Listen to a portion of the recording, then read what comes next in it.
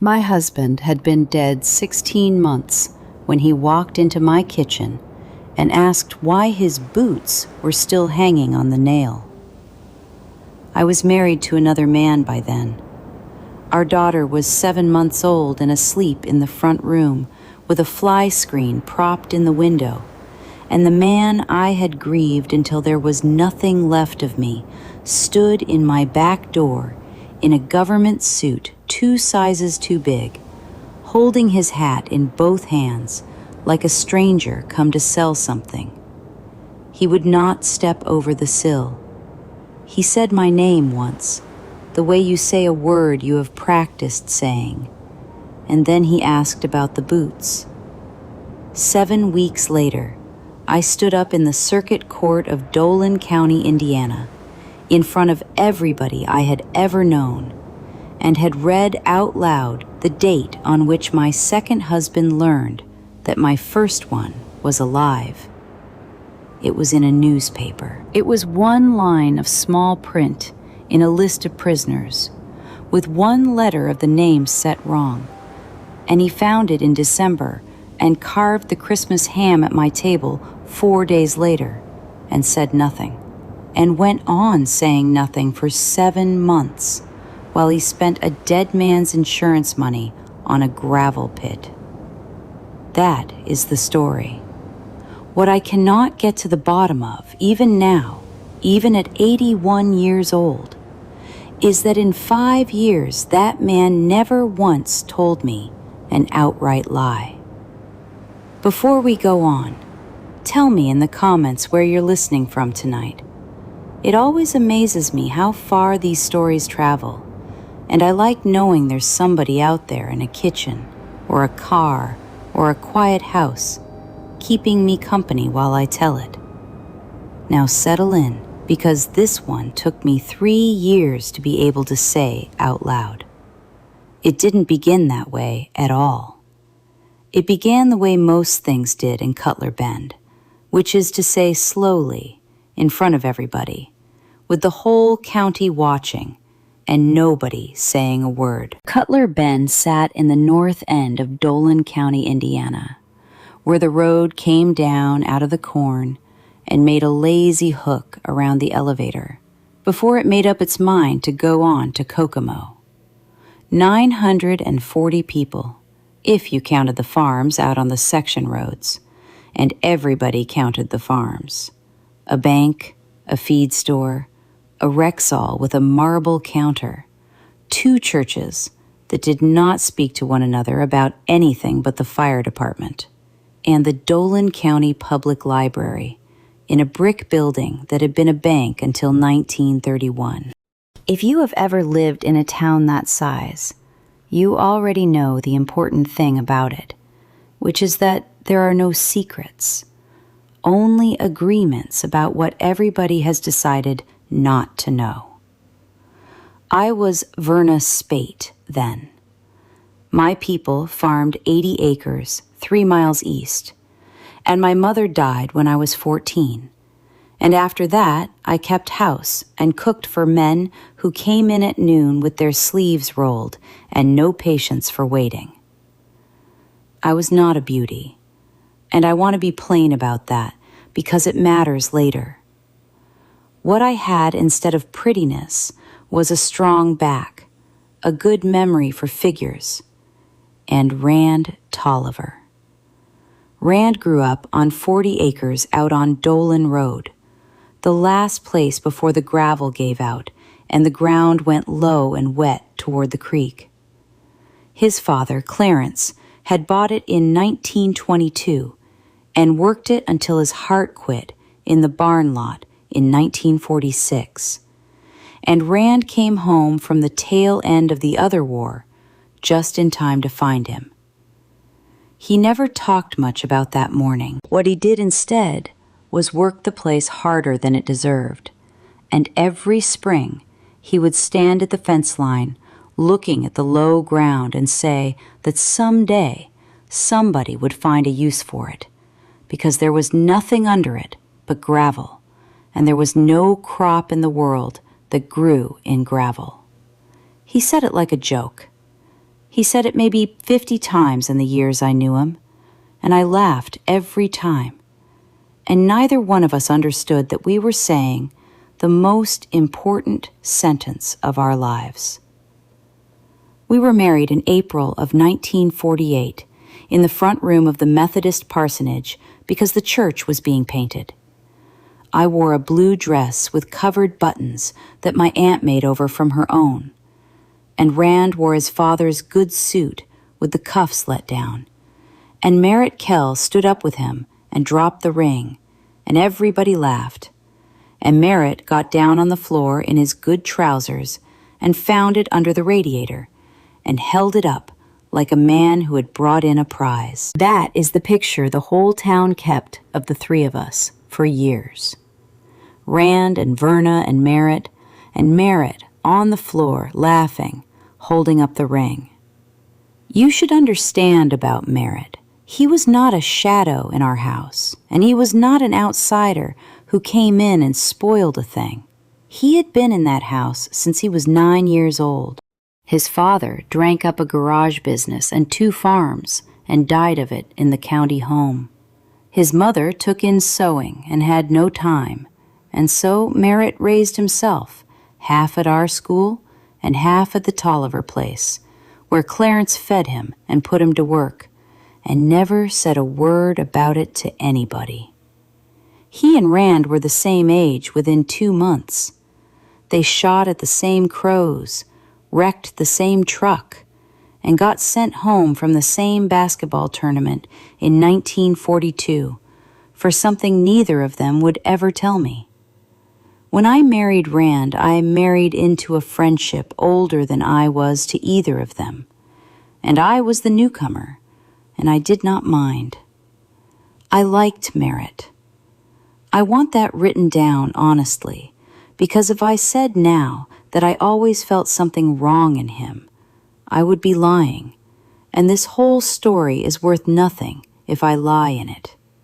Those first 2 years were the best of my life, and I did not know it, which I suppose is the definition of the best years of anybody's life. I can still walk through that house with my eyes shut. The back door with the screen that never latched right and had to be pulled up and in.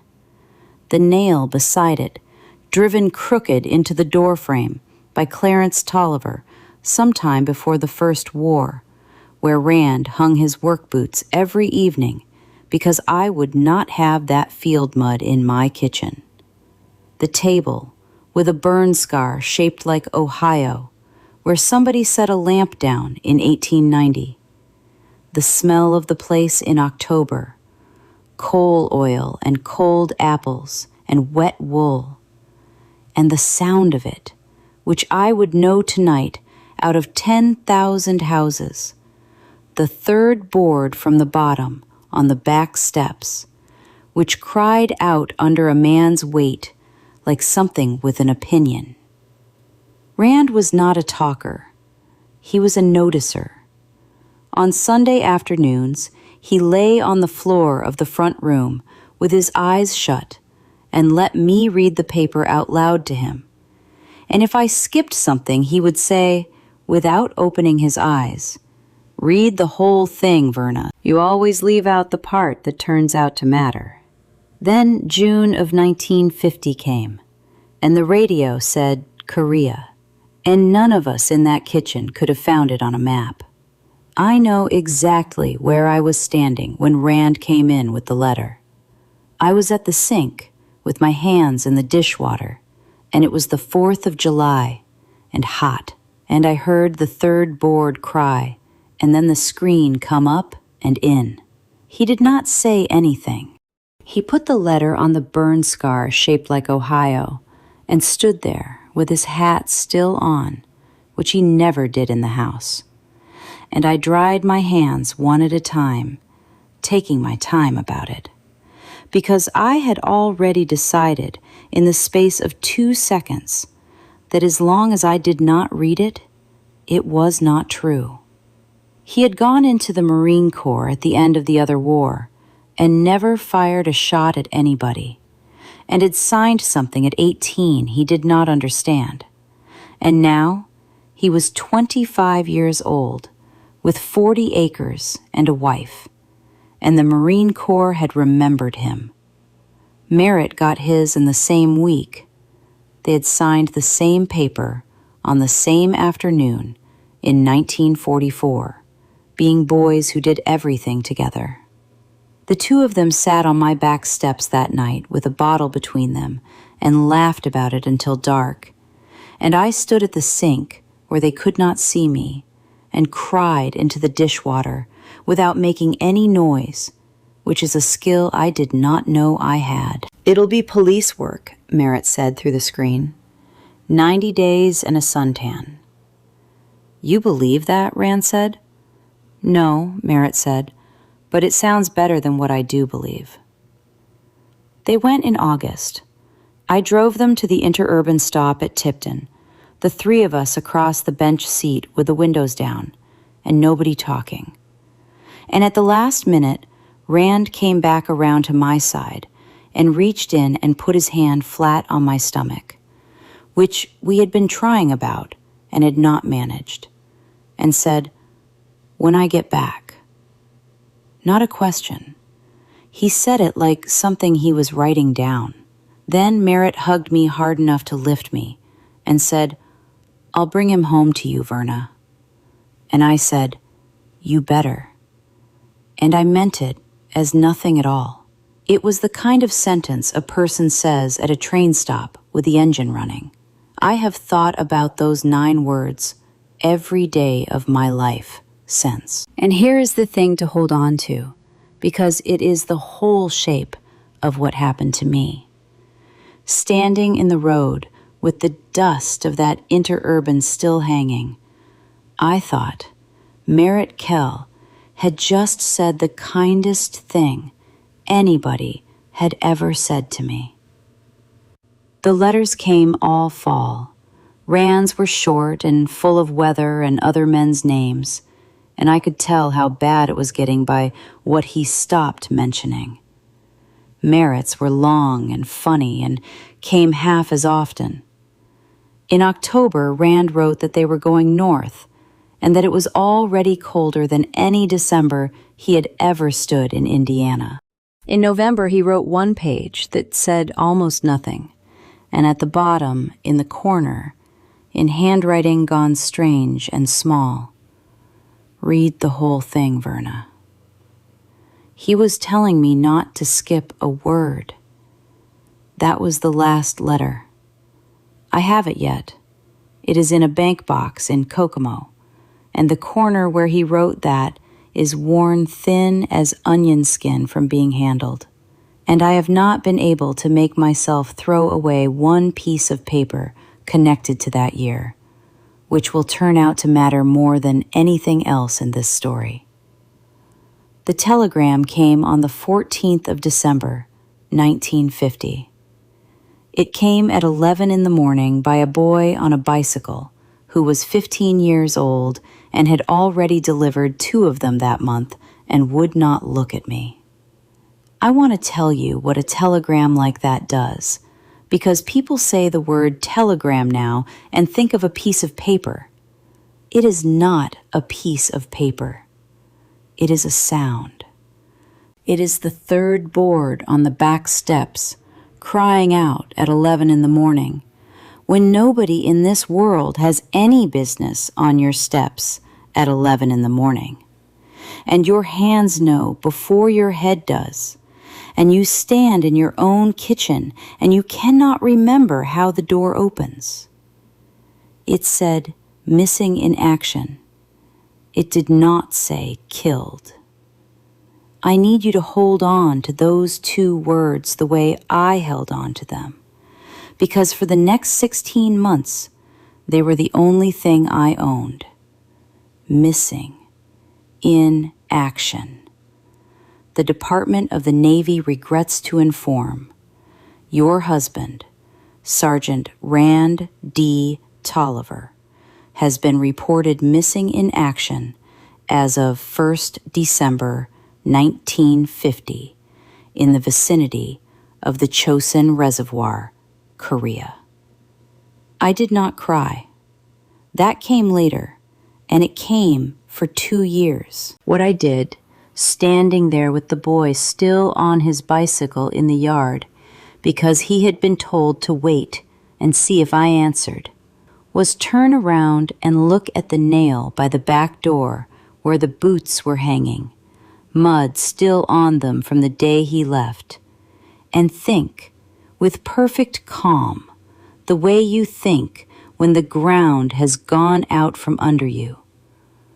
Well then, he is coming back for those. Missing is a country. Nobody who has not lived in it can be made to understand the borders of it, and everybody who has lived in it knows the roads by heart. For 16 months, I got up at 5 and made coffee for one person. I rented the tillable ground to the Rittenhours on shares because I could not run it alone and would not sell 1 acre of it. I canned in August and paid the taxes in November and kept the pencil behind the sugar canister where Rand kept it. Once a month I wrote to the Marine Corps, and every 2 or 3 months something came back that told me nothing in 400 words. Status unchanged. No further information available at this time. We share your concern. The government sent me $68 and change a month while he was carried missing, because as long as a man is missing, the pay keeps coming and the wife keeps signing for it. Every month, Farrell Dunn slid the envelope across the counter at the bank and said, "Anything yet, Verna?" And I said, "Not yet." And he said, "Well," and that was the entire conversation, 12 months running, like a hymn nobody had to look up. And the whole time, the boots hung on the nail.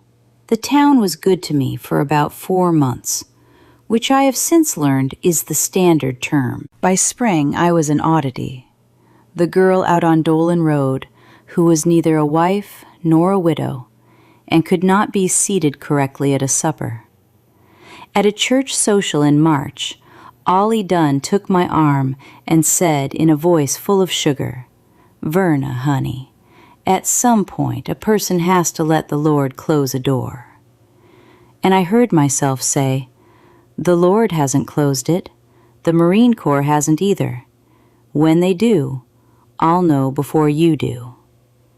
That was the first time I ever spoke to anybody in that voice, and I did not know then how much I would need it. Merritt came home the 22nd of March, 1951.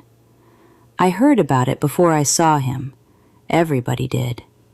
He had been 3 months in a hospital in California with his feet, and came off the interurban with a cane and a discharge and 2 toes gone off the left one, and the town made a considerable fuss. There was a piece in the Dolan County Clarion with his photograph.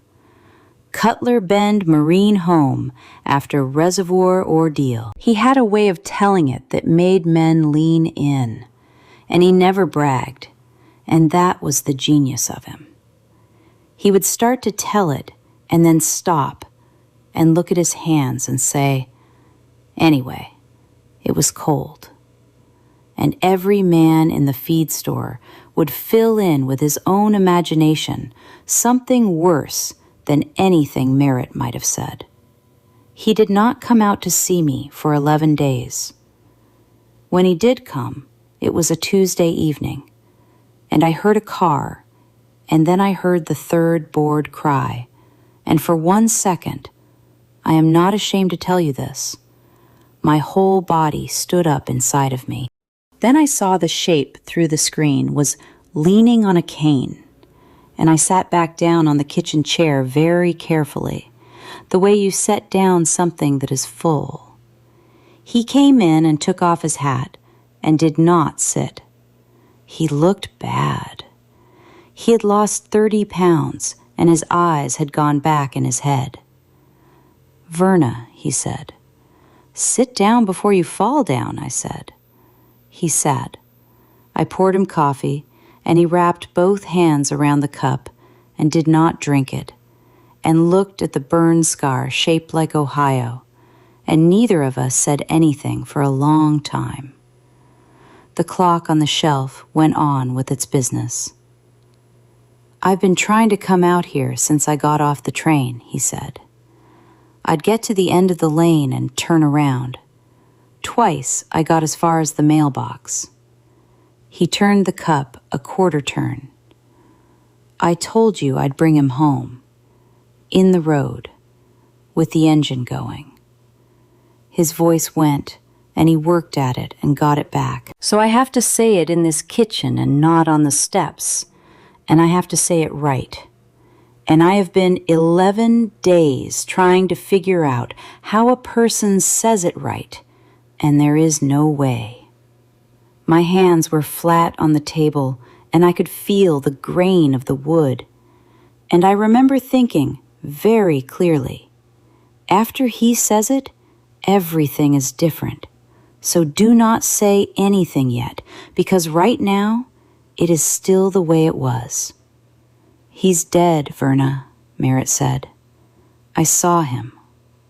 Here is what he told me, and I am going to give it to you the way he gave it, because every word of it was chosen, and I did not know that for 16 more months. They had come down from the north in a column with the Chinese in the hills on both sides. It was 30 below. The trucks would not start, and the wounded froze in the beds of them.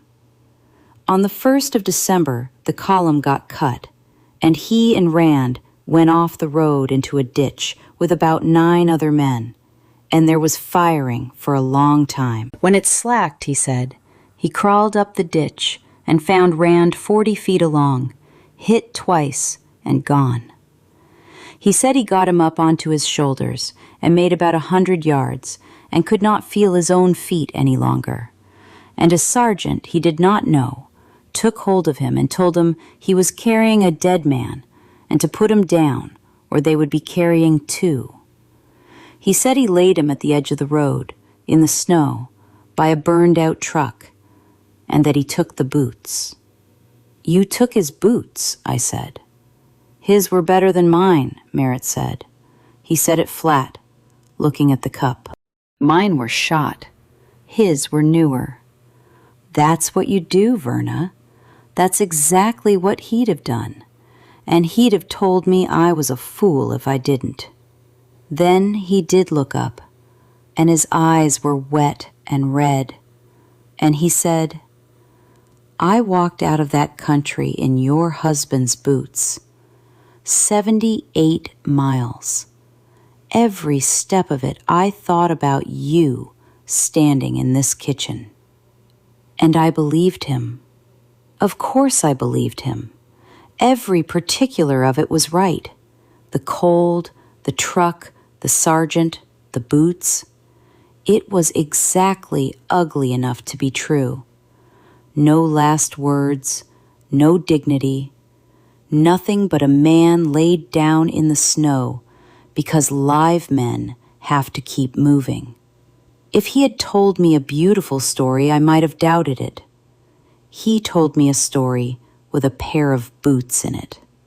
I want to be fair to myself here, and it has taken me years to learn how.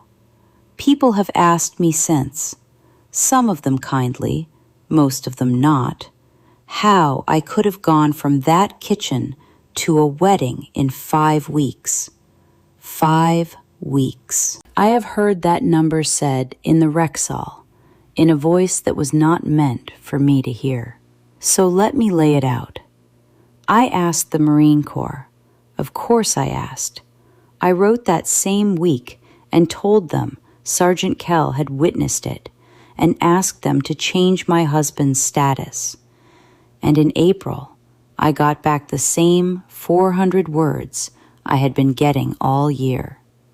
Under the law, they told me, and they were right, and it was the truest sentence anybody sent me that whole year.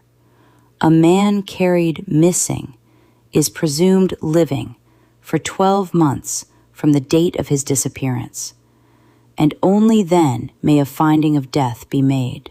12 months from the 1st of December, 1950. I did that arithmetic at this table. I remember doing it. And then Merrick came out on a Sunday in the middle of April with a paper in a manila envelope. He was different by then. He had been coming out twice a week fixing things. The screen door, the pump, the corner of the porch roof that had let go in February. And I had let him, because there was nobody else, and the place was going down around me.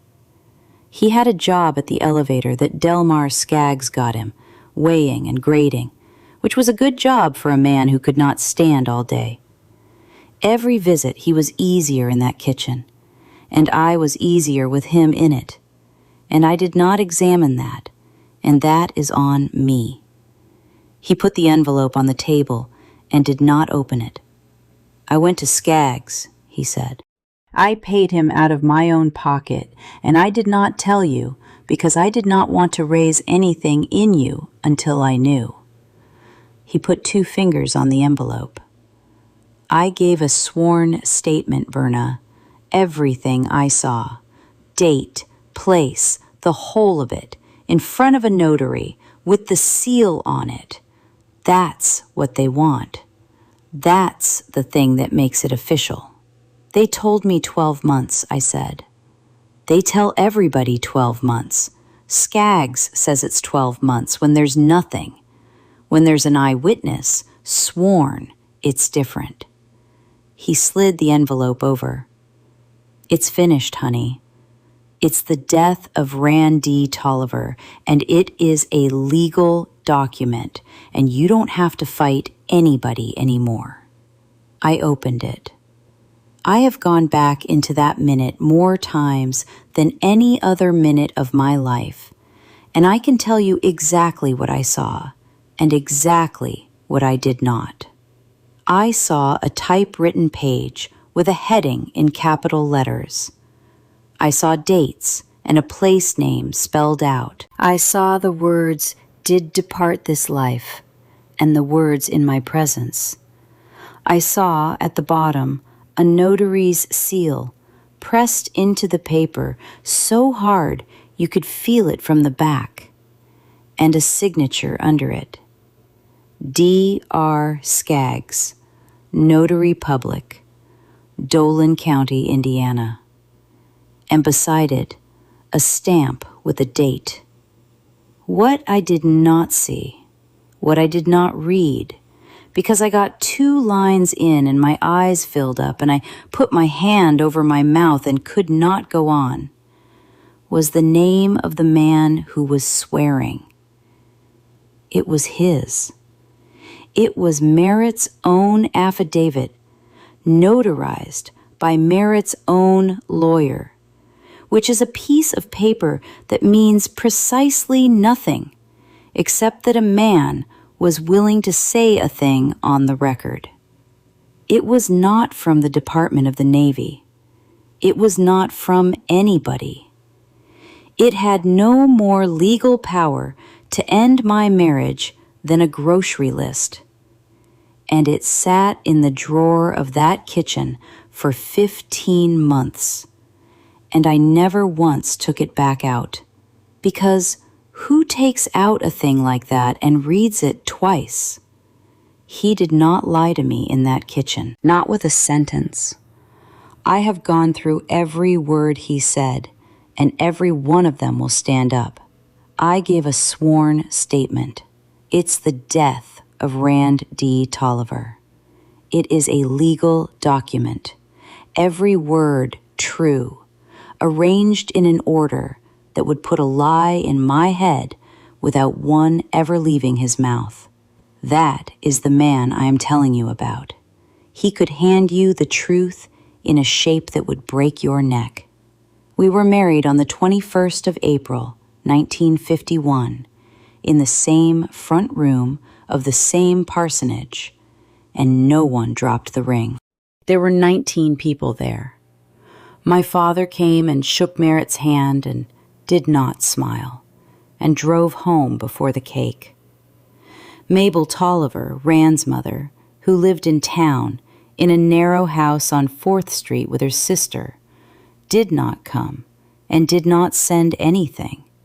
And when I went to tell her myself the week before, face to face, because I was not going to let her hear it from anybody else, she stood in her own doorway and did not ask me in. She listened to all of it. Then she said, "Merritt Kell has wanted something in that house since he was 9 years old, and I never could decide if it was the house or the man or you." And she shut the door. I drove home and cried about it, and told Merritt she was a bitter old woman who had lost her only boy.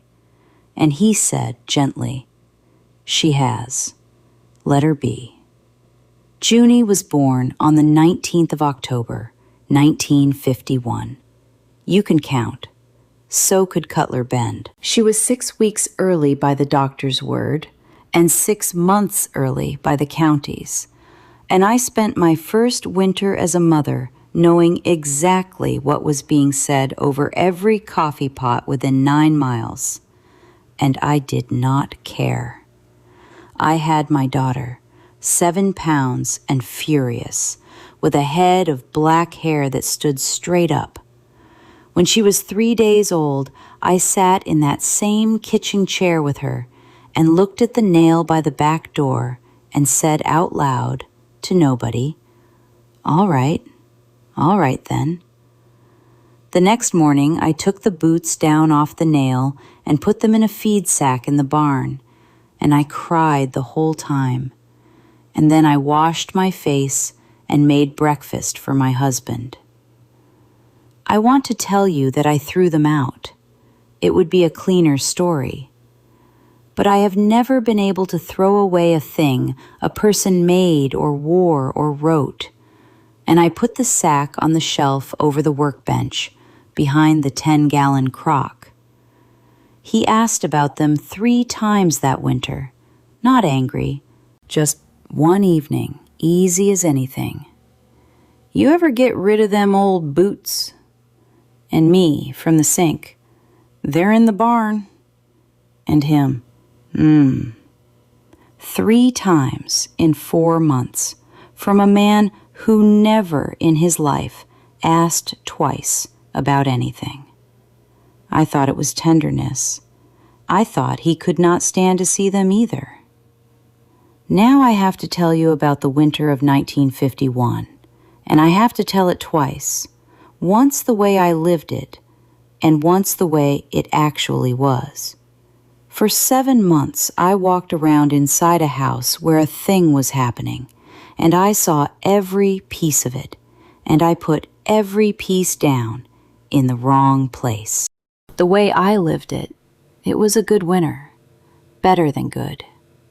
Junie was 2 months old and sleeping 4 hours at a stretch by December, and Merritt was tender with her in a way that surprised the town and surprised me. He was working steady at the elevator. He had put a new sill under the back door and hung a proper storm door on it, and the 3rd board on the back steps did not cry anymore because he had taken it up and turned it over and screwed it down. I stood in the yard the day he did that and heard him come down those steps in silence, and something went through me that I did not have a name for. I told myself it was gladness. A house should not have a board that cries in it. Here is the first thing I saw and put down wrong. On the 20th of December, 1951, which was a Thursday, Merritt got up before light and told me he was driving to Indianapolis for a bearing for the leg elevator. He had not been to Indianapolis in a year. It was a 100-mile round trip in December, in a truck with a bad heater, and the farmer's supply in Kokomo carried bearings, and Kokomo was 19 miles. I said all of that, standing in my nightgown with the baby on my shoulder. He said the Kokomo people didn't have the size, and he had called ahead. He was gone before 6. He came back after 9 at night with his ears red and his hands so cold he could not work the buttons on his coat.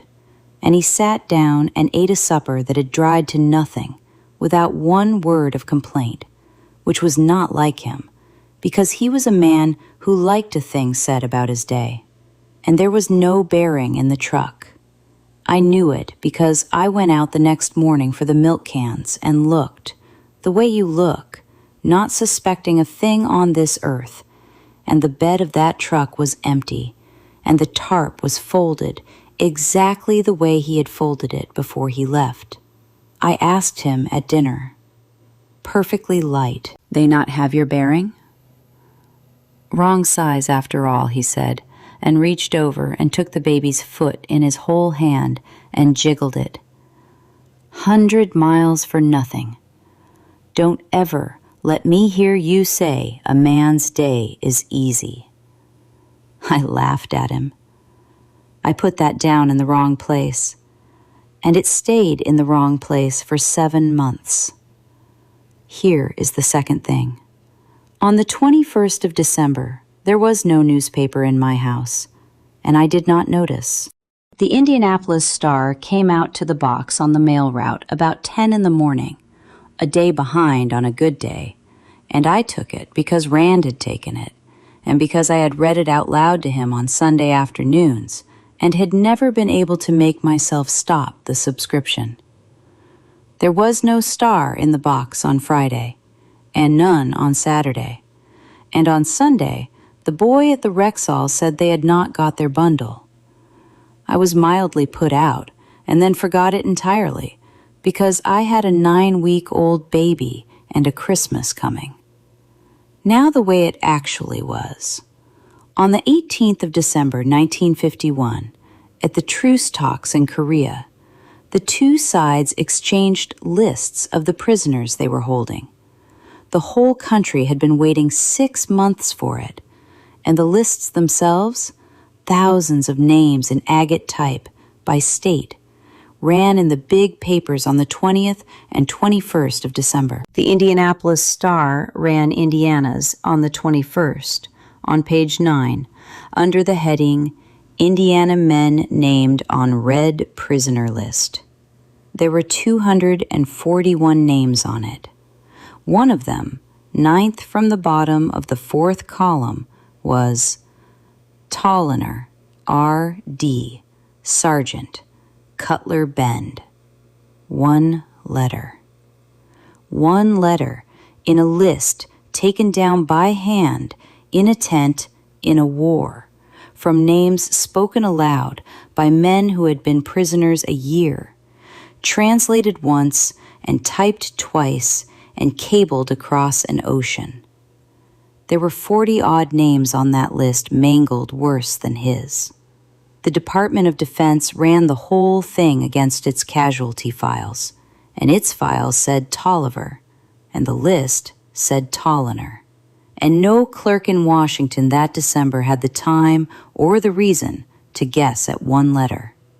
But a man in Cutler Bend, Indiana, reading his own county in 6-point type in a truck on a cold morning, had all the reason in the world. He knew the middle initial. He knew the town, printed right there beside it, because there was nobody else from Cutler Bend on any list anywhere. And he knew one other thing, which is the thing that makes the difference between a man who is startled and a man who is caught.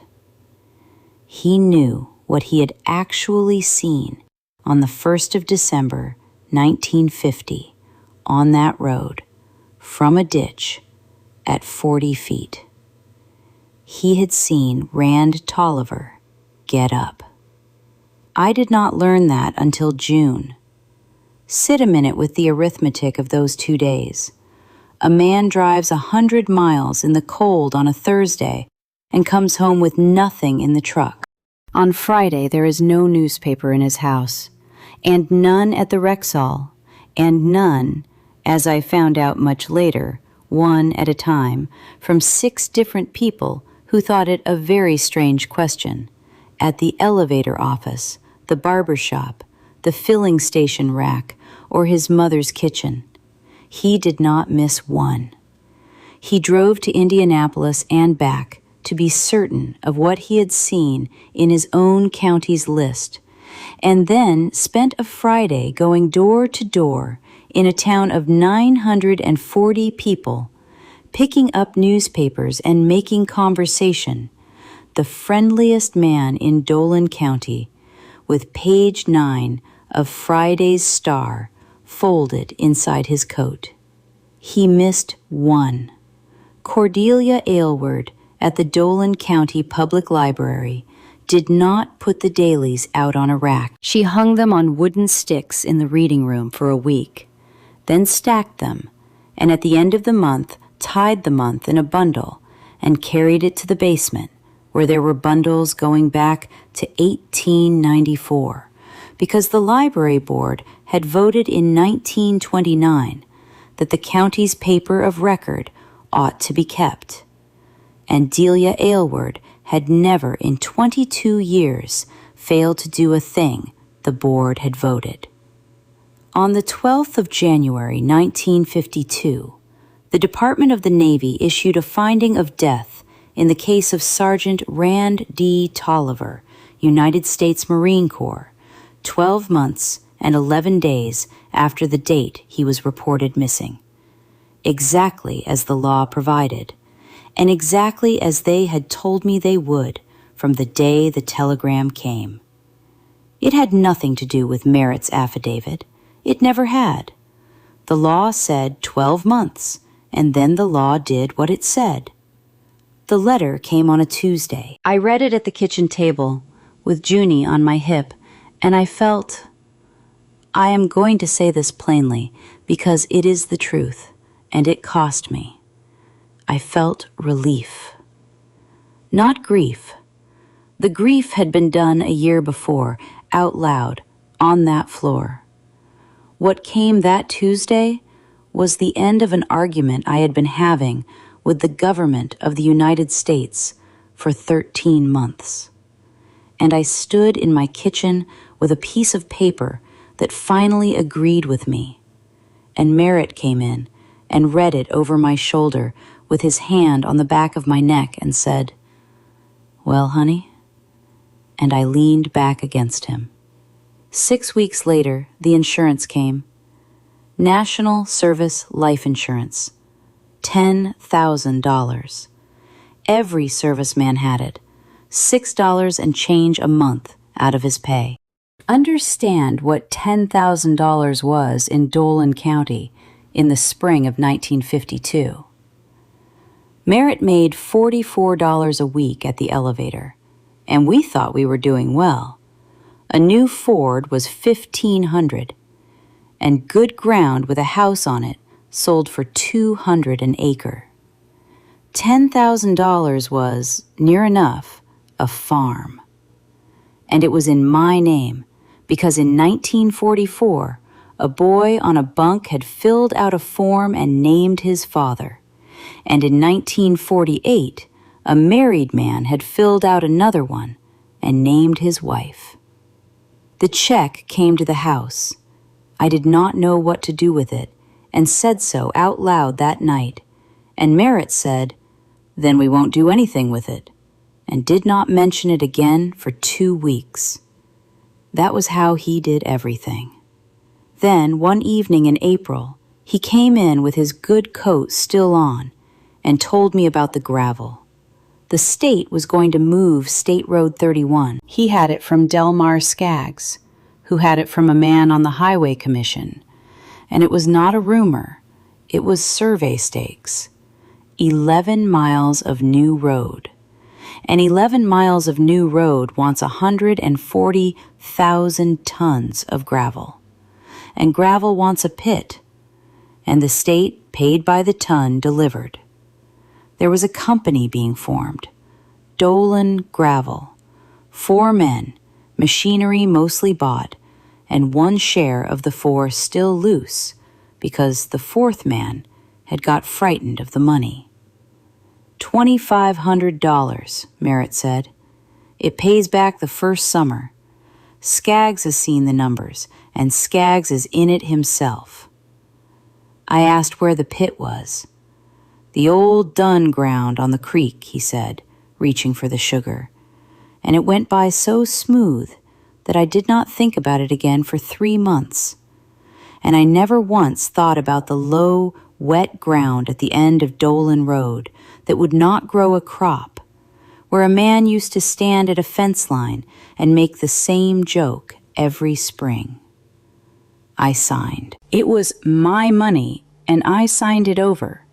$2,500 on the 29th of April, 1952, in Delmar Skaggs's office over the bank with a fan going in the window, and Skaggs saying what a sound thing it was and how few widows had the head for business. And I was proud. That is the part that still gets me at 2 a.m. I sat in that office and was proud of myself for being a woman who understood a deal. 6 weeks later, on the 11th of June, 1952, at about 4:15 in the afternoon, a car I did not know came up the lane. It was hot and still, and I had the doors open front and back to pull a draft. Junie had gone down for her afternoon sleep in the front room. I was at the counter, putting up the first of the strawberries, and my hands were red to the wrist, and the whole house smelled like sugar cooking.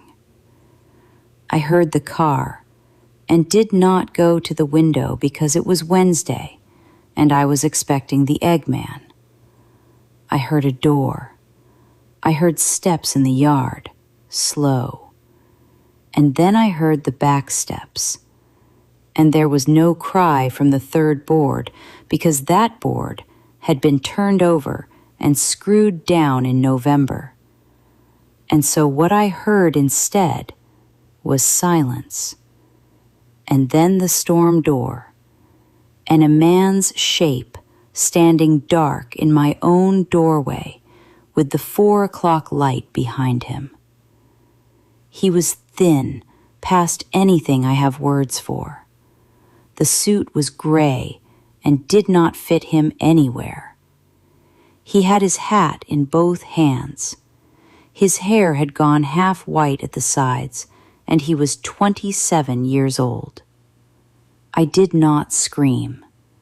I have been asked that. What happened in that kitchen was that my hands opened all by themselves, and the jar I was holding went off the edge of the counter and broke on the linoleum, and I stood in strawberries and glass in my bare feet and did not feel any of it. The rest of me had gone somewhere and left my body standing there. I heard the clock on the shelf. I heard, from the front room, my daughter turn over in her sleep and make one small sound. He looked at me for a long moment. Then his eyes went past me, up and to the left, to the door frame beside the back door, to a crooked nail driven in before the first war. "Verna," he said. His voice had gone down to gravel, and it was not the voice I knew, and it was his. "Where's my boots?" He would not come in. I stood there in broken glass and asked him 3 times. And 3 times he shook his head and stayed on the far side of that sill with his hat in his hands like a man collecting for the church. "Rand, come in the house. I'll stand here. You'll come in and sit down before I—" And my voice went out from under me, and I heard myself make a sound I had never made, and I put both hands over my face and cried in strawberries and glass until my ribs hurt, and he did not touch me. That is the thing I remember worst about that afternoon. He stood 4 feet away and watched me come apart and did not put a hand on me. And it was not cruelty. It was that he had already been told. He had gone to his mother's first. Of course he had. The Marine Corps had put him off a train at Kokomo at noon with a paper sack and a bus voucher and $31. And he had come to Cutler Bend and gone up 4th Street to his mother's narrow house because that was the address the Marine Corps had on file for the next of kin of Sergeant Rand D. Tolliver. Not mine. Mine had stopped being the address on the 14th of May, 1952, when a clerk in Washington crossed off a wife who had remarried and wrote in a mother. Mabel Tolliver had opened her door at 1:30 and found her son on the porch and put her hands on his face and then sat him down at her table with a bowl of soup he could not eat and told him, in order, that his wife had married Merritt Kell 13 months ago, that there was a baby girl born the 19th of October, that the government had declared him dead in January and paid the insurance in the spring, and that Merritt Kell had put $2,500 of it into a gravel company with Delmar Skaggs in the last week of April. And then she told him one more thing, which he did not tell me that day, and which I did not learn for another 19 days, and which was the single worst thing anybody did to me in the whole of this affair. So he stood in my door. That is why. He had come up my lane already knowing that the house was another man's house now, and that there was a baby asleep in his father's front room, and that the only thing in that kitchen still belonging to him was a pair of boots on a nail, and the nail was empty. "They're in the barn," I said, when I could talk. "In a sack, behind the crock. I couldn't look at them anymore." He nodded slowly. "That's all right," he said. "That's all right, Verna."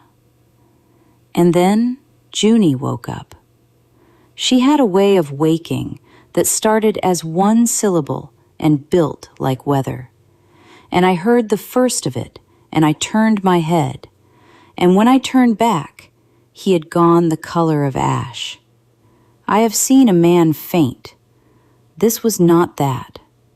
This was a man taking a thing he had been told and having it made real by a sound from another room. "Well," he said, "Rand, that's her then. Rand, listen to me. I'd like to sit down after all," he said, very politely, and came in over the sill at last and got as far as the kitchen chair and sat with his hat still in his hands and his elbows on his knees, looking at the floor.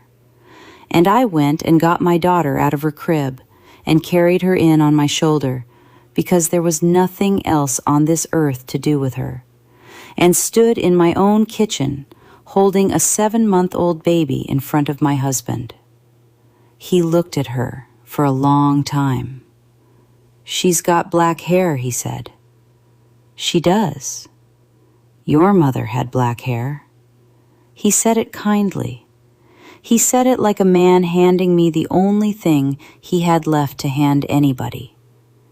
Then he put his face in his hands, and his shoulders went, and I stood there holding Junie and could not go to him, and I have never in my life been so exactly divided between two things.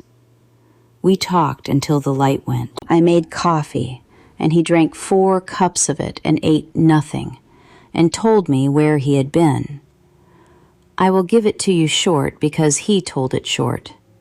He told everything short after Korea, and that never went away. He had not been killed on the 1st of December, 1950. He had been hit twice, through the thigh and along the ribs, and had gone down in the ditch and lain there in the snow. And after a long while, some Chinese soldiers came along the ditch and took him. He was a prisoner 11 days. He said the marching was the worst of it. They moved them north at night, 100 and some men, and the ones who could not keep up sat down at the side of the road, and nobody shot them. They were only left, and that was worse. On the 12th night, above a town called Kungi, he and a boy from Michigan went off the side of a mountain road into the dark, because the boy said he would rather freeze moving than freeze sitting. The boy from Michigan died in 8 days. Rand walked, and then crawled, and then stopped, and was found on the 4th morning of 1951, unconscious in a dry irrigation ditch outside a village south of Sinanju, by a woman who was 60 years old and had lost 2 sons in that same war, and who, for reasons he never understood, did not turn him in. They kept him 15 months. There was a family, and a cellar under a shed with a false wall of dried mud, and there were weeks at a stretch when he was walled in behind it. He lost 3 toes off the right foot and 1 off the left to the first winter. He could still say that woman's name when he told me this, and he could not say it without his voice going. In April of 1952, her nephew, who moved on the coast, put him in the bottom of a fishing boat under a net and sailed him out to an island the size of a pasture called Chodo, which the United Nations forces held, and he was walked up the beach at 4 a.m. by 2 men who thought he was a spy, and was in a hospital in Japan a week later at 118 pounds. It took the Marine Corps 5 weeks to be sure of who he was, because a man who has been dead on paper since January is an administrative problem. They wired the next of kin on the 14th of May. They said they'd send word ahead, he said. The captain said it twice. He said, "Don't you go walking up on your people out of a clear sky, Tolliver. We'll send word." He turned the coffee cup a half turn on the burn scar shaped like Ohio. I asked at Kokomo whether they had. Fellow said the wire went out to the address on the card. There was no wire, I said. Rand, I swear to you on that baby, there was no wire in this house. I know it, he said. I know that now. Merritt got home at 20 minutes to 7. I had had 2.5 hours to think about it, and had not thought about it once. I heard the truck in the lane, and my whole body went cold. And Rand looked up at me, and then set his cup down and stood, and I said, fast and low, I'll go out. And Rand said, no, and there was nothing left in me to argue with. The storm door came up and in, and Merritt Kell walked into that kitchen with his lunch pail in one hand, and he stopped, and the pail went out of his hand onto the floor and burst open, and the thermos rolled under the table, and he said, Rand.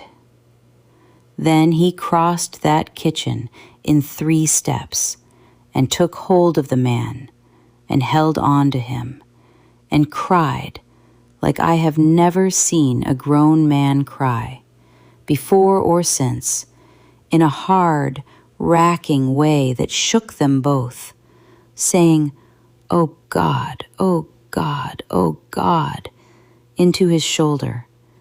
And Rand stood in it, with his arms half up and his eyes open over Merritt's back, looking at nothing.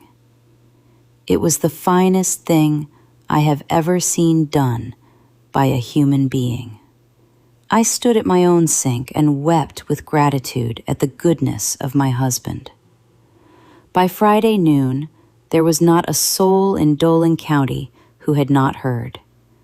14 cars came up my lane on Thursday. Everybody who came looked at Rand, then at me, then at the baby, and did the arithmetic, and was kind to my face, and went home and said the same sentence to somebody in a car. And Merritt was magnificent. He would not leave Rand's side. He drove him to Kokomo for his papers. He told the men at the elevator that whatever happened, that man had a place to sleep and a plate on the table for the rest of his natural life. And he said it with his jaw working, and it got repeated all over town. On Saturday, he moved Rand into the front bedroom of my own house and moved our things to the back, without being asked. And when I said we ought to talk about it, he took me by both shoulders and said, "Verna, that man slept in a hole in the ground for 15 months. He is not sleeping in town." I lay awake beside him that night with my eyes open in the dark, and out of nowhere, without any warning at all, a thought came into my head sideways and sat down. He had not asked one question. 2.5 days. From the moment he came through that storm door to the moment we turned off the lamp on Saturday, my husband had not asked Rand Tolliver a single question about how he came to be alive. Everybody else had.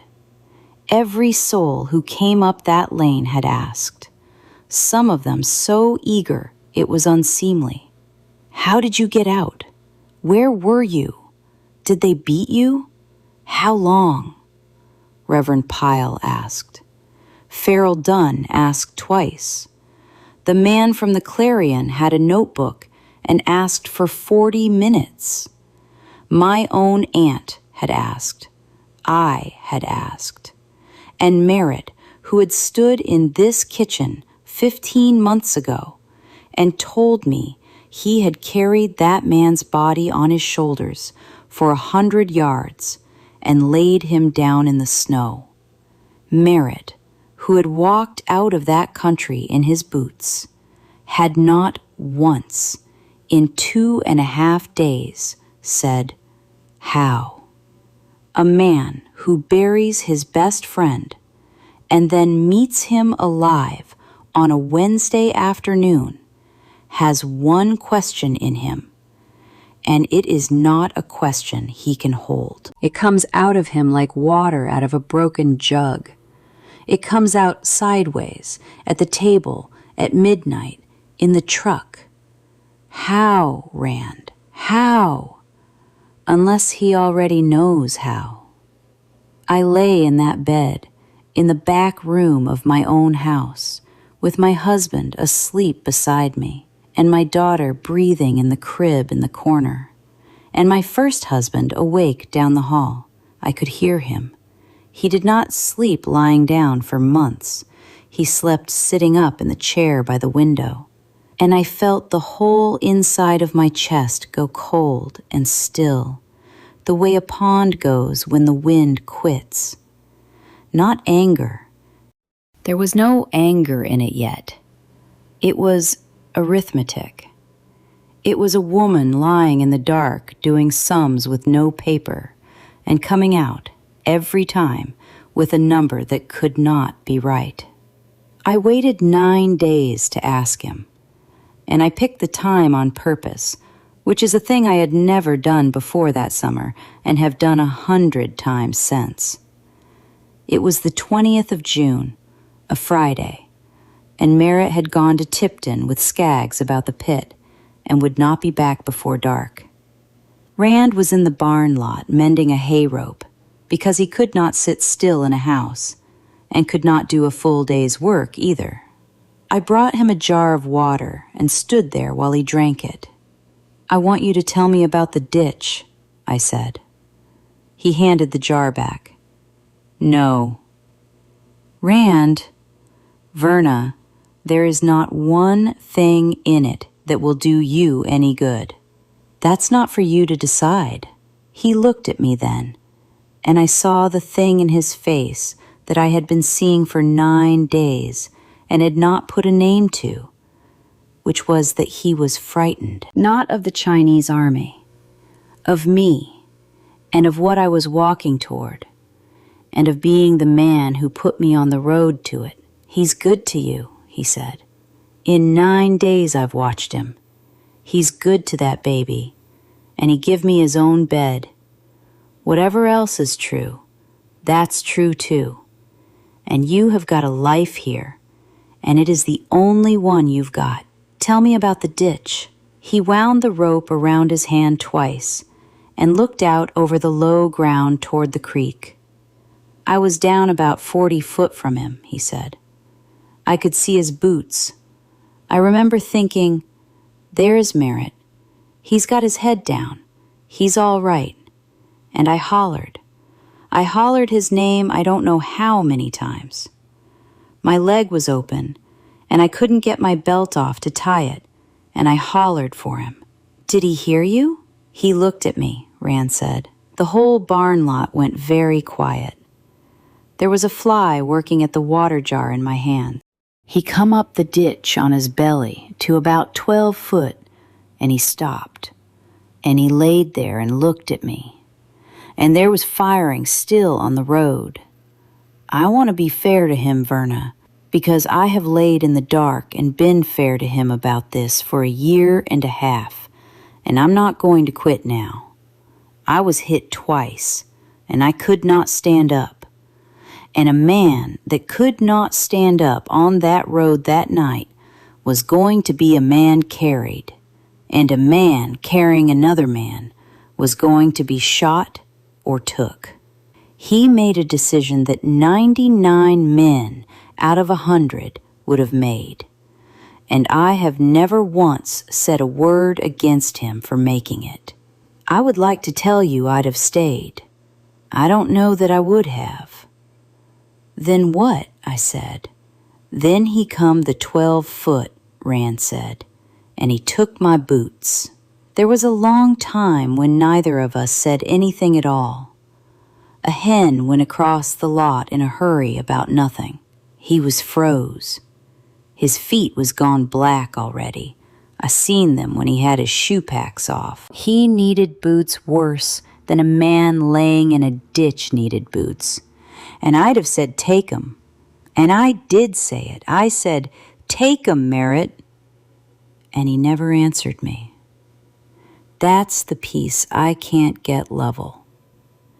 He unlaced them and took them off my feet and put them on and tied them and went back down that ditch on his belly. And he never said one word to me, and he never looked at me again. "You were alive," I said. My voice came out wrong. "You were awake and talking. You were talking to him." I was. "He knew." "He knew," Rand said. "Verna, sit down." I did not sit down. What I did was set the water jar on the fence post very carefully, because my hands had begun to shake so badly that I did not trust them with glass. And I said, in a voice I did not recognize, "He stood in my kitchen and told me he carried you 100 yards. Rand did not answer that. He wound the rope. And then he said the thing that took the last of the ground out from under me. And he said it slowly, because he had thought about it a great deal. "A man that's ashamed tells a story where he done wrong, and it was awful. A man that's covering tells a story where he done right, and it was awful." He looked up. "He told you a story where he done right." I did not sleep that night, and I did not sleep much for the next 5 weeks. I know some of you are hearing this and thinking that I ought to have gone in the house right then and taken my husband by the shirt. I could not. I had a 7-month-old baby and a whole county's eyes on me, and everything I had, including the roof and the crib and the very floor, belonged to the arrangement I was standing in. And I had learned one thing in the 16 months of missing. Certainty is not a feeling. Certainty is paper. Anybody can be made to doubt what she feels. Nobody can be made to doubt a document with a date on it. So I did not go in the house and take him by the shirt. I went in the house and made a list. The next Monday, I drove up 4th Street and knocked on Mabel Tolliver's door. And when she opened it, I said, before she could shut it, I am not here about me.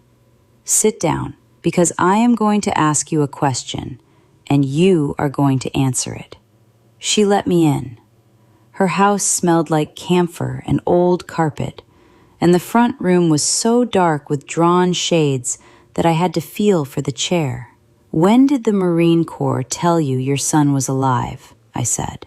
She sat with her hands in her lap. She was 66, and she had a way of holding herself very straight that people took for pride, and which was, I understand now, the only thing holding her together.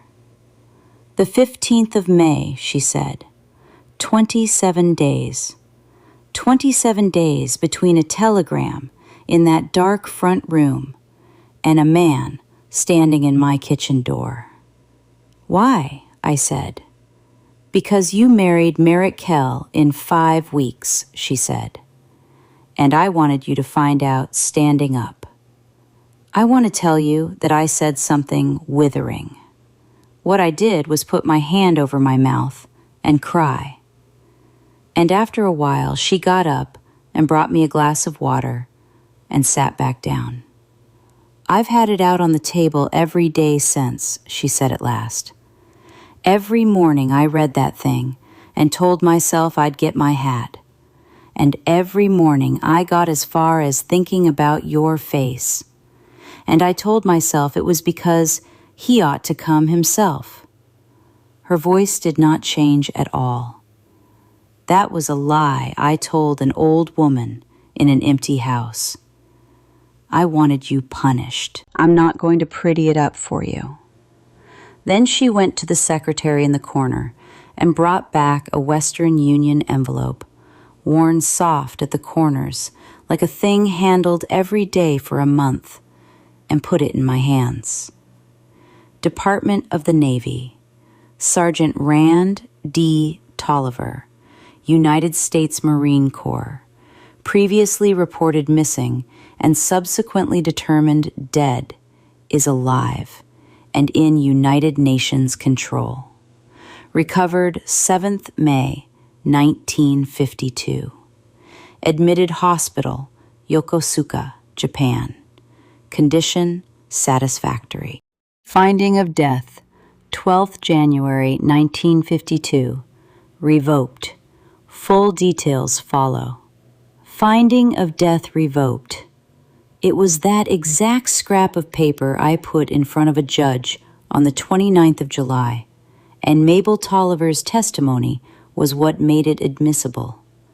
And she sat in the second row of that courtroom in a black hat and said the date out loud so the whole county could hear it, including the part about wanting me punished. She never asked me to leave that part out. There are people who do one bad thing in 70 years and spend the rest of it standing up straight in a courtroom, and I will not have a word said against that woman in my hearing. I did not go home. I parked in front of the old brick bank building with the sandstone letters over the door and went up the steps of the Dolan County Public Library. I knew what I was after. I had known since the 9th of June and had not let myself take it out and look at it. 100-mile drive with an empty truck bed. In the same week, the whole country was reading lists of names. Cordelia Aylward was 51, had been at that desk since 1930, and had a memory like a court reporter. She listened to me for 2 minutes without one flicker on her face. December of 1951, she said. The star. Yes. They'll be in the basement. She was already reaching under the desk for the key. Then she stopped, with the key in her hand, and said, Verna, sit down a minute. And she looked at me and said, in the last week of December that year, I would have to look at the calendar, but it was between Christmas and New Year's, because we were closed the Tuesday. Merritt Kell came in and asked me whether we kept the old papers, and where we kept them, and how long, and could a person take a bundle home? The room went bright at the edges. What did you tell him? I told him we kept them since 1894 in the basement, and that nothing leaves this building. She put the key on the desk between us. And he thanked me and made a joke about his mother-in-law's obituary and went out. And I did not think about it from that day to this one. The basement smelled like cold stone and old paper and mouse poison. The bundles were on wooden shelves with tags in 4 different hands going back 60 years. And Delia went straight to December 1951 and cut the twine with a pocket knife and laid the month out flat on a table under a hanging bulb. And we went through it a day at a time. The 21st of December, 1951. Page 9. 2 full columns of 6-point type, gone gray with the damp, under a heading in block letters. Indiana men named on red prisoner list. I found it faster than I have ever found anything in my life. My eye went down the 4th column and stopped, and I did not have to search, because you never have to search for your own. Tolliner, R.D., Sergeant, Cutler Bend. I put my finger on it.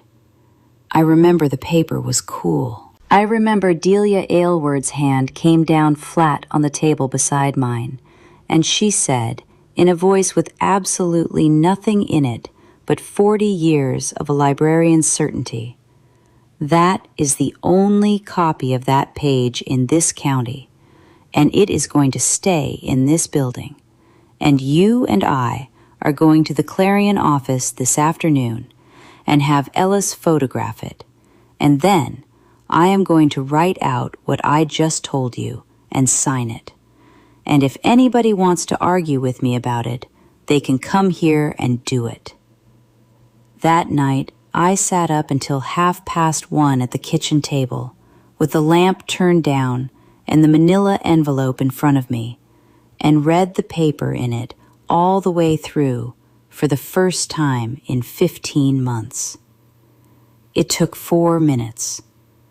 It said that on this date, personally appeared before me Merritt A. Kell of Cutler Bend, Dolan County, Indiana, who, being first duly sworn, deposes and says, and then it told the story of the ditch, the way I had heard it, in that same chair, with the same particulars. And at the bottom it said that this deponent did carry the body of the said Rand D. Tolliver approximately 100 yards and lay him down at the roadside, and is certain of his death. It was signed in a hand I had been reading on grocery lists for a year, and under it the seal and D.R. Skaggs, Notary Public.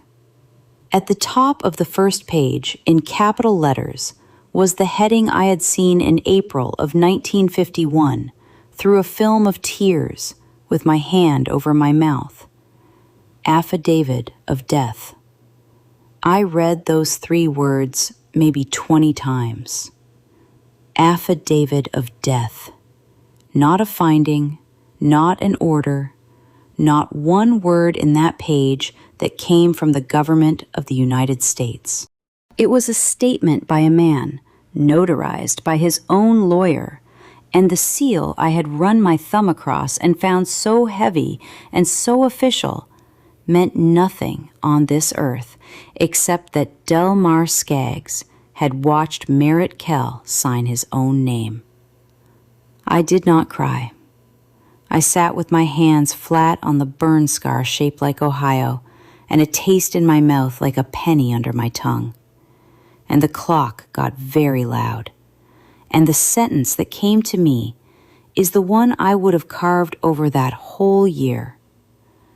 I have not been lied to. I have been handed things. 2 days later, I drove down Dolan Road to look at the gravel. There was a new cut through the fence where the field gate had been, and 2 ruts a foot deep going back toward the creek. And at the end of them, in the low, wet corner that would not grow a crop, a drag line with its boom down, a pile of stripped topsoil 12 feet high, and a hole in the earth with water standing in the bottom of it, the color of skim milk. There were steel stakes with red rag tied to them all along the fence line, where a man used to stand and make a joke every spring. I sat in that truck with the engine off a long time. Then I drove back into town and up the courthouse steps to the recorder's office and said, "Foy, I want to see everything filed on the Tolliver 40 since January." He did not ask me one question. He got the book and stood beside me with his hands behind his back while I read it, which I have always thought was a kindness. There were 3 instruments: the finding of death and the transfer of the 40 acres on Dolan Road to Verna Speight Tolliver Kell, widow, recorded the 8th of February.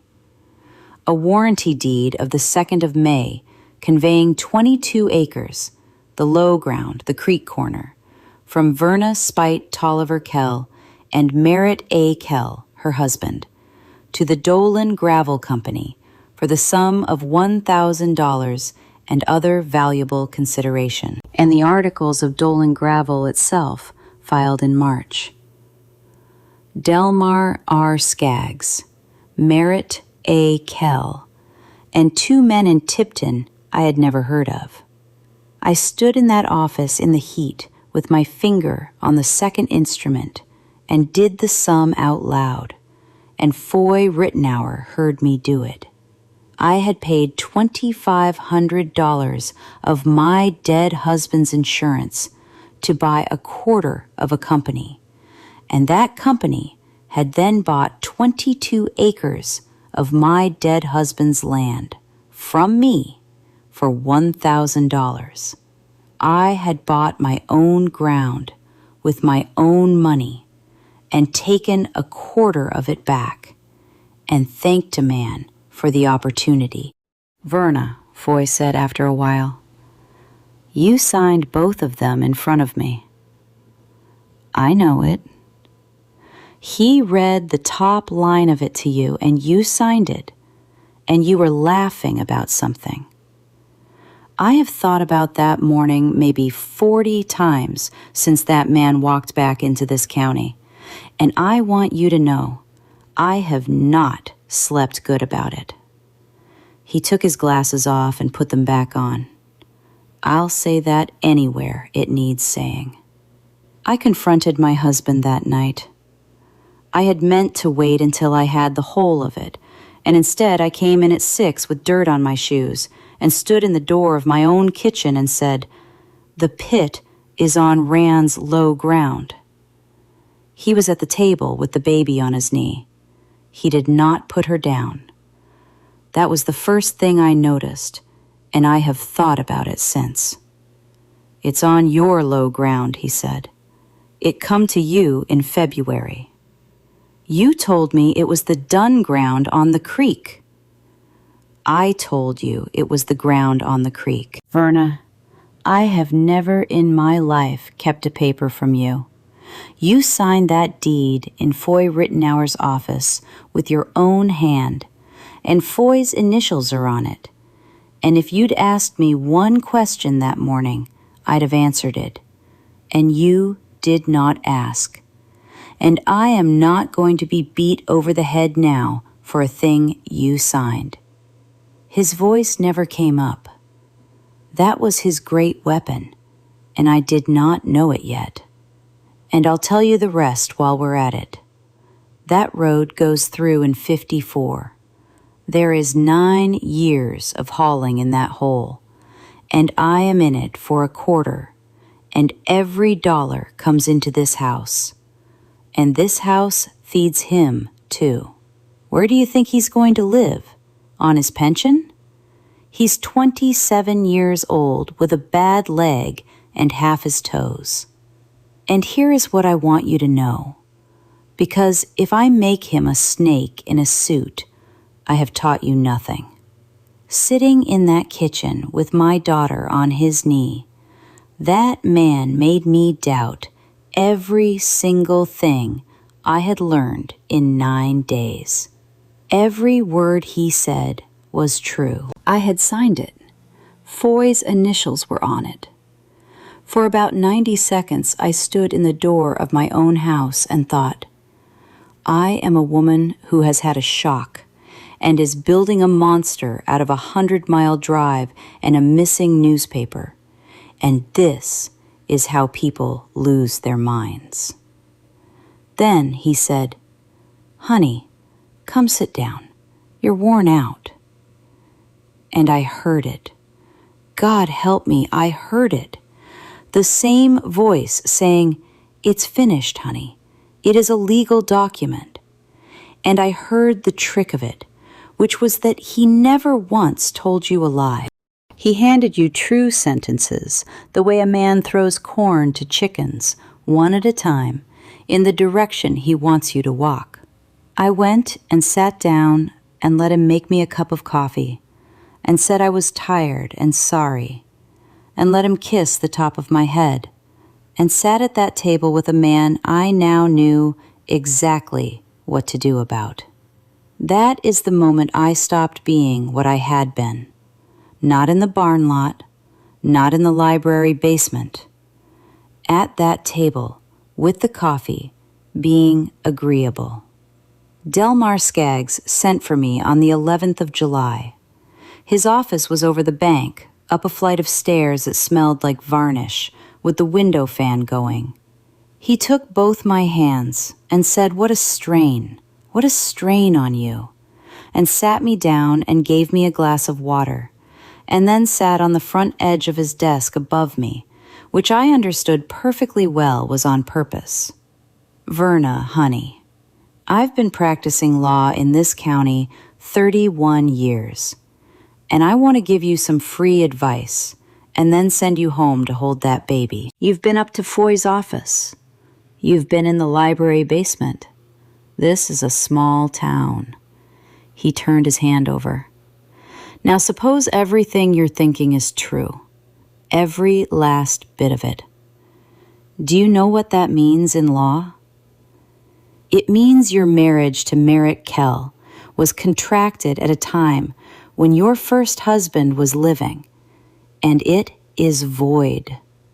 Not voidable, void. It never was. I know that. Do you know what else it means? He said it gently. That was the awful part. He said it the way a doctor tells you about a lump. It means that little girl asleep out at your place was born of a marriage that never existed in the state of Indiana in 1952. It means $10,000 was paid on a policy for a man who was not dead, and the government does not shrug about that money. They will want it back, and they will come after whoever signed for it and cashed it, and that is not Merritt Kell, honey. His name is not on one line of that check. Yours is. He let it sit. And it means a deed you signed with your own hand gets picked apart in open court in front of every soul you know, and every one of them gets to hear the date of your wedding and the date of that baby's birth read out loud by a lawyer. There was a long silence. The fan went around. "Now," Skaggs said, and got off the desk, "here is what a sensible person does. Rand Tolliver has got nothing and nobody. Merritt is prepared, I have discussed it with him, to see him made whole. We quiet the title on the balance of that farm into his name, and there is a place for him in the company, an eighth, out of Merritt's own quarter, which no man in this county would be obliged to do. And the two of you go on, and nobody signs anything, and this whole tragical business stays a story about a Cutler Bend boy who come home from the dead, which is what it ought to be." He smiled at me. "Or you go to law over it and spend 2 years and every dollar of that insurance, and come out a woman with a ruined name and a child with no father in the eyes of the state. I have seen it happen twice in this county, and both times the woman was in the right. I want to tell you what I did in that office, and it is not what you would hope. I said thank you. I said I would think about it. I said it in a small voice with my hands in my lap, and I let that man walk me to the top of the stairs with his hand between my shoulder blades. And then I drove 2 miles out the Tipton Road and pulled off into a field entrance and shook for 20 minutes. Because he was right. That was the terrible part. Every word of it was the law, the money, the deed, what a courtroom would do to my daughter's name. And he had built the whole thing so that the only person who could not survive the truth was me. It took me until the road cooled off to see the one thing he had gotten wrong. He had laid out everything I stood to lose so carefully, and in 31 years of practicing law, it had never occurred to Delmar Skaggs that a woman might look at that pile of losses and decide she could pay it. I did not go home. I drove to Kokomo and took a room at the Francis Hotel for $3 and sat on the bed and wrote out in pencil on hotel paper every single thing I knew with dates. 9 pages. In the morning, I drove to Indianapolis and asked at a building on Market Street for a lawyer who did no business in Dolan County. His name was Amos Trice.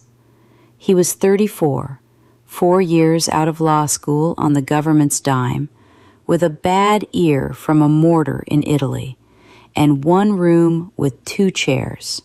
He read my 9 pages twice without saying anything. Then he got up and shut the door, which struck me as odd because there was nobody in the outer office at all. "Mrs. Kell," he said. "I don't believe I am Mrs. Kell." "No, you're not, and that's the first thing, and I want you to hear it right side up instead of the way it was put to you." He sat on the corner of the desk, the same as Skaggs, and I have never known why lawyers do that. "You were told that your marriage being void makes your daughter a bastard. That is the oldest scare there is. Indiana has had a statute on the books since 1852, where a marriage is void, the children of it are legitimate, and it does not matter 1 particle whether the parties knew. Your girl is Merritt Kell's lawful child. She can inherit from him, and he is going to pay for her. And if he does not, the prosecutor of Dolan County will explain it to him. No judge in this state would let a lawyer say otherwise in his courtroom twice." I put my face in my hands. He waited. Now the insurance. You took it in good faith on a finding of death issued by the Navy Department. The Veterans Administration will want it back, and they will get it back. And I'll tell you where it is coming from. It is coming out of 22 acres of gravel a company bought for $1,000 from a woman who never owned it. Because you never inherited 1 square foot of that farm, Mrs. Tolliver. A man cannot be inherited from while he is alive. That deed is a dead letter. That pit sits on Rand Tolliver's ground. Every ton hauled out of it since May is his, and they have got $11,000 of machinery standing in a hole they do not own. Then he took his glasses off, and he was not a mild young man anymore. And then there is that affidavit, executed to obtain a finding of death and a payment of United States government insurance by a man who has now been placed 40 feet from a living witness in a ditch, and who read that witness's name in a newspaper in December, and went and collected the newspapers in his town instead. The state can quarrel about deeds for 2 years. The federal government does not quarrel about false statements made to get insurance money. That is a felony, and it is prosecuted 4 blocks from this chair. The petition to revoke the finding of death and set aside the deed was set for hearing in the Dolan Circuit Court on Tuesday, the 29th of July, 1952, before Judge Harlan Pyle. The Highway Commission was to let the gravel contract on the 1st of August. Trice filed on the 9th. We had 20 days. I did not sleep the night before. I got up at 2 and came down in the dark and did not light the lamp because I did not want any light in the yard. And I sat in the kitchen chair in my nightgown with my bare feet on the cold linoleum in the path worn pale from the stove to the sink. Merritt had moved to his mother's on the 14th, the day he was served. He did not shout. He stood in that kitchen and read the papers all the way through, and then looked up at me with an expression I had no name for until much later, when I understood it was respect, and said, "You went to Indianapolis." That is all. He packed a grip and kissed his daughter and went. It was the last civil thing that passed between us. At about 3:30, I went out to the barn with the lantern and got the feed sack down off the shelf behind the 10-gallon crock, and carried it in and set it on the table and took them out. Field boots sized 10.5, cracked across the bend, with the dried mud of a July morning in 1950 still packed in the welt.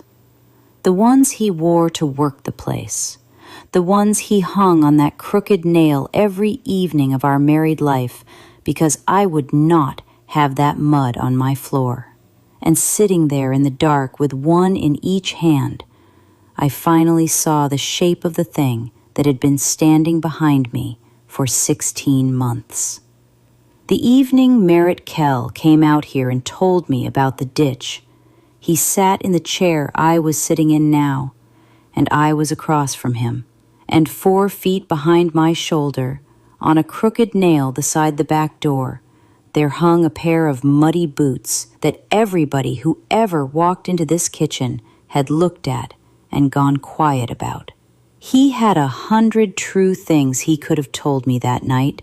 He picked the one hanging on the wall. He looked over my shoulder at those boots and built the whole rest of my life out of them in about 4 seconds. And it worked. Because there is not a woman alive who would not believe a story about her husband's boots when she can see them from where she is sitting. And every time he asked me that winter, easy as anything, whether I'd got rid of them old boots, I thought it was tenderness. I thought the poor man could not stand to look at them either. I sat at that table with the lamp off until the window went gray, holding a boot in each hand. And at some point in there I quit shaking, and I did not shake again for the rest of it. The 29th of July, 1952, was the hottest day of that summer. They had the tall windows of the circuit court open on both sides, and it did not help. And the men sat with their coats over the backs of the benches, and Judge Harlan Pyle came out at 10:04 and looked at the crowd and said, "This is a civil hearing on a petition. Anybody who came for entertainment can go on out now." Nobody moved. There were people standing 3 deep at the back and out into the hall. Rand sat in the first row on the aisle in his father's good suit with the cuffs let down, the same one he was married in. Mabel Tolliver sat in the second row in a black hat. Foy Rittenauer had been subpoenaed and had brought the whole shelf of record books. The first part took 11 minutes. Amos Trice put in the Navy Department's telegram of the 14th of May, and Mabel Tolliver went up and swore to when she got it, and what she did with it, and said the 27 days out loud in that dead quiet room, and then said, "I kept it because I wanted her to suffer for marrying so quick," and sat back down with her back straight. Then Trice put in the Marine Corps order, revoking the finding of death, and Judge Pyle said the court took judicial notice that Sergeant Tolliver was in fact seated in the first row, and struck the finding of death of the 12th of January. And there was a noise in that room like a crowd letting out its breath.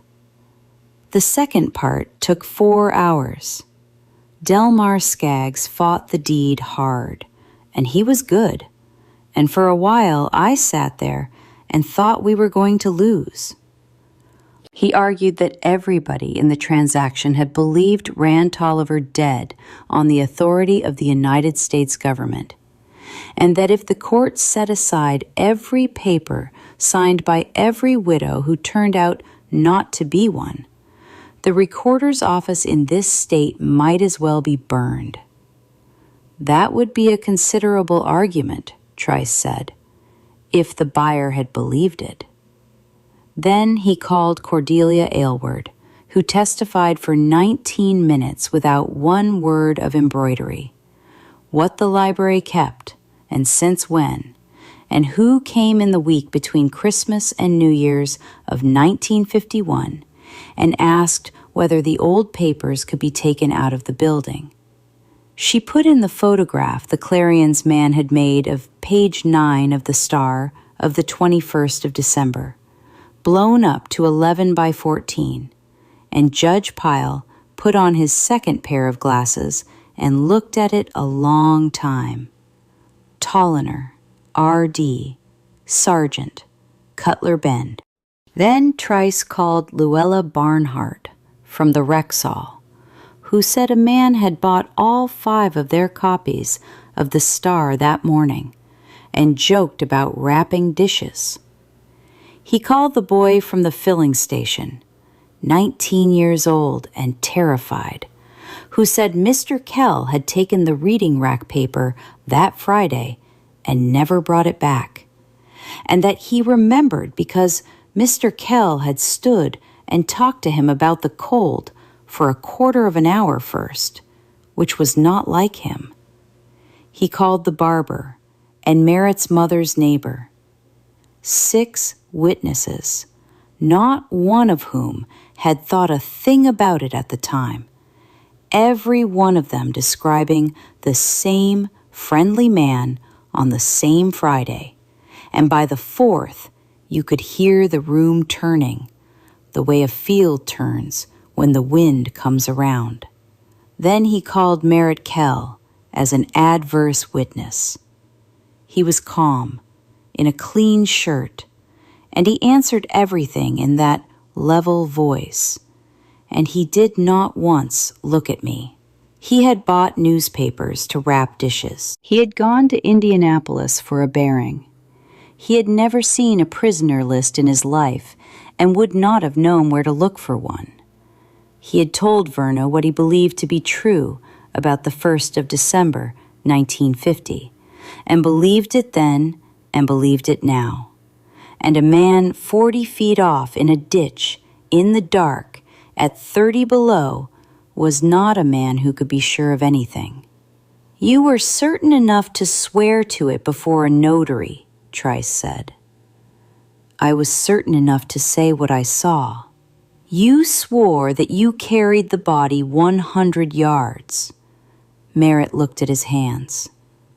That is what I remember, he said. And that would have been the end of it. On the strength of 6 missing newspapers and a misprinted name, that would have been the end of it. And Delmar Skaggs knew it, and I saw him ease back in his chair.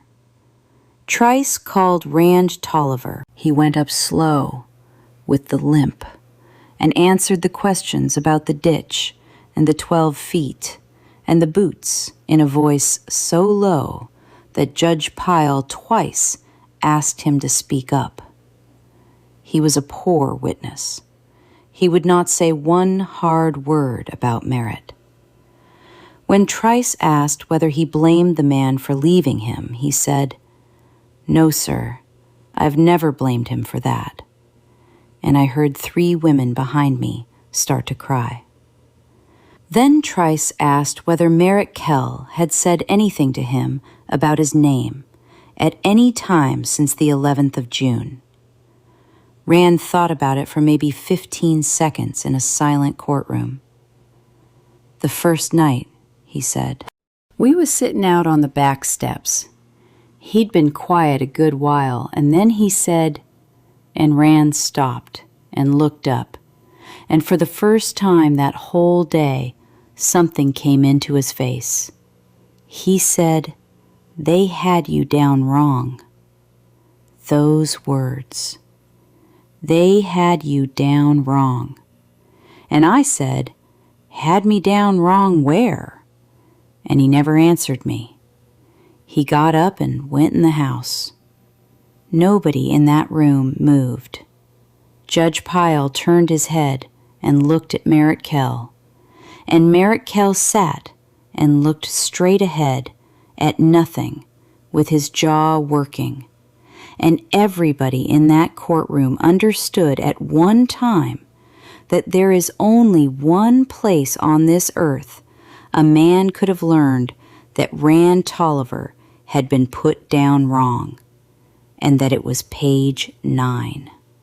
Delmar Skaggs got up to say something and did not manage it, and Judge Pyle said, Sit down, Delmar. I was on the stand 40 minutes. Skaggs did exactly what he had promised in his office over the bank.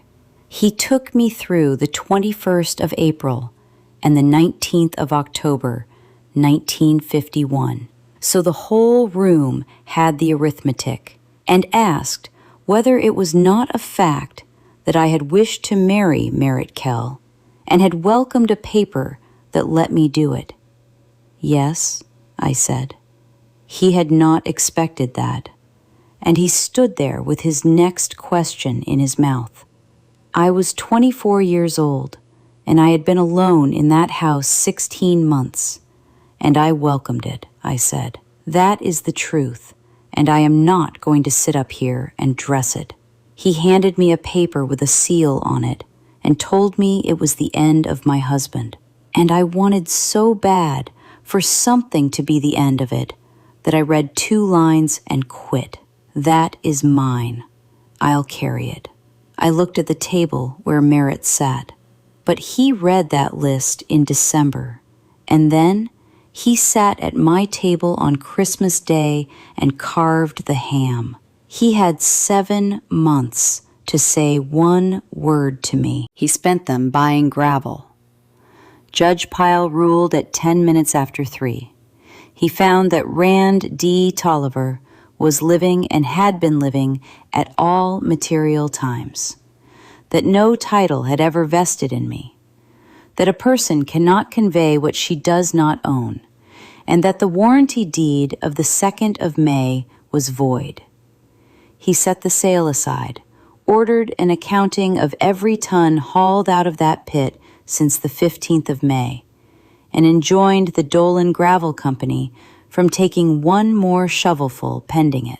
He declared the marriage of the 21st of April, 1951, void from the beginning, and then, because Trice had asked him for it specially, with the statute in his hand, he found on the record that June Ann Kell was the lawful child of Merritt A. Kell, entitled to support and to inherit, and directed that it be entered in those words so that nobody in this county would ever have to argue about it again. Then he took his glasses off and said the court was referring the affidavit of the 16th of April, 1951, and the $10,000 of government insurance obtained on the strength of it to the United States Attorney at Indianapolis, and that in 31 years at the bar and on the bench, he had never done such a thing and hoped never to again. I found Delmar Skaggs in the hall afterward, packing his case, with the crowd going down the stairs around us. Verna, you want to understand that I acted on information given me by my client. You notarized a man's death, I said. He was sitting behind you all afternoon. Merritt Kell pleaded guilty in the federal court at Indianapolis on the 18th of November, 1952, to making a false statement to obtain government insurance, and was sentenced to 3 years at Terre Haute. He served 22 months. He did not testify against Skaggs, and he did not have to. The Supreme Court of Indiana disbarred Delmar R. Skaggs in October of 1953 for the notarization and for 2 other matters that came up once people started talking, and he ended his days selling insurance in Peru, Indiana, which I have always thought had a certain music to it. The accounting came back at $19,400 of gravel, Rand's share of it, after the company was made to disgorge and reorganize, paid the Veterans Administration back its $10,000 to the penny, and there was money left over. And I have never in my life laughed so hard as I did the afternoon Amos Trice explained to me that the insurance on my husband's death had been repaid out of the ground my husband was supposed to have died away from. Now let me tell you how it ended, because a courtroom is not an ending. I did not go back to Rand. People want that. I have had women in this county tell me across a counter that I owed him that, and I have been asked about it at a wedding and at 2 funerals. The truth is not dramatic, and it is not bitter. We sat down at that kitchen table in September of 1952 with the coffee and talked for 4 hours, and by the end of it, we both knew. He had been walled up behind dried mud in a cellar for 15 months. He could not sleep lying down. He could not be in a room with the door shut, and he flinched at the sound of a hand pump, and he had a way of going somewhere behind his eyes for a half hour at a time. And he was 27, and I was 26, and neither of us was the person who stood in that parsonage in 1948. And there was a little girl in the front room with black hair that stood straight up, and every day of his life he would have had to be good to another man's child. And he would have been. That is exactly the kind of man he was, and it would have cost him something every single day. And I was not going to build a life on a man paying that. "You'd do it," I said. "That's what's wrong with it." "I know," he said. The 40 acres went back to him, and he moved into his father's house and farmed the tillable ground with the gravel money, and got the low end drained for the first time in 30 years, which he found very funny, because by then there was a lake at the end of it.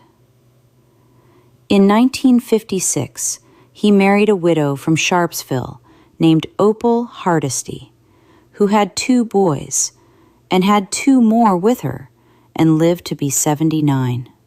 He deeded 20 acres on the east side to June Ann when she was 11, in trust, and never once made a speech about it. I took my own name back. There was no marriage to be divorced from, so there was nothing to sign. I went down to Foy Rittenauer's office and told him I was Verna Speight, and had been the whole time, and he wrote it in the book and said, "Yes, ma'am," and that was the whole ceremony. I bought the 4-room house on 3rd Street with what was left. In October of 1952, Delia Aylward telephoned to say the library board had approved a second position at $94 a month. And did I know anybody who could be trusted with the newspapers? I worked in that building 31 years. When the county wanted to throw out the bundles in the basement in 1968 to make room for a furnace, I stood up at a public meeting in front of 11 men and talked for 6 minutes about 1 letter in 1 name in 1 column of 1 page. It is all on microfilm today, and there is a plate on the cabinet with Delia's name on it.